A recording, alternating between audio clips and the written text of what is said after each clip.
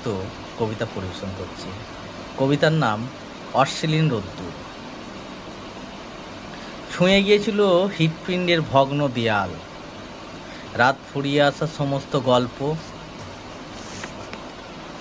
তোমার কাছে ওরা তোমাকে চেয়েছিল, সঙ্গে আর কি কি চেয়েছিল? তোমার মনে এরকম হাজার প্রশ্ন। মাথার উপর বৃষ্টি ভেজা আকাশ, চৈত্রের অশ্লীল রোদ্দুর বিদায় নিয়েছে। মাঠের পর মাঠ, সবুজ দেবশিশু, মেঠো কাঁকড়া, সবুজ নালি ঘাস, উথাল পাতাল নদী, সমগ্র জলরাশি খুঁজে চলেছে এক মুঠো ভরা সুখ, মিলনের ডাক। কে তাকে রাখবে ঘরে? আঁকা বাঁকা হাজার দুর্গম পথ। আমি দেখেছি ঘর বাড়ির পাঁজরে নীরব চিৎকার, নারীর কপাল পুড়ল,